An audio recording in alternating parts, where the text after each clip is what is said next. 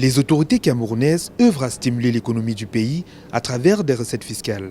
Sur un objectif de 1504,7 milliards de francs CFA pour le premier semestre 2023, la Direction générale des impôts a collecté 1552,3 milliards de francs CFA.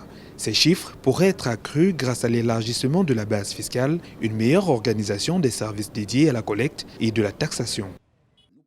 Que nous pouvons accroître la pression fiscale sans forcément faire en sorte que ce soit les mêmes qui payent. C'est ça le problème. C'est pour ça que nous essayons de découvrir des niches nouvelles, c'est-à-dire de personnes morales ou physiques qui pourraient payer, qui jusque-là, c'était des personnes exemptes au paiement des impôts. Nous avons créé des liens, maintenant un lien extrêmement fort entre les impôts et la douane, parce que voyez-vous, nous avions des gens qui faisaient des opérations extrêmement importantes au niveau de la douane, qui faisaient importer pas mal de marchandises et tout, mais après qui étaient inconnus du fisc. Les finances publiques camerounaises veulent trouver un équilibre entre la consolidation des comptes publics, l'utilisation rationnelle des fonds à disposition et le soutien à l'économie face aux pressions inflationnistes. En 2023, les autorités camerounaises ont procédé à la réduction de 50% des subventions du carburant, soit 350 milliards de francs CFA, contre environ 800 milliards de francs CFA les exercices précédents.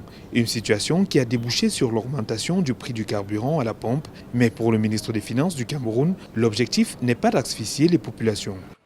Ce n'est pas une vérité des prix total que nous appliquons, c'est-à-dire que nous administrons les prix pour tenir compte du pouvoir d'achat des populations et ne pas les asphyxier avec un prix du pétrole extrêmement fort. Mais nous regardons, et s'il arrive qu'à un moment ça devient insoutenable, alors nous avisons.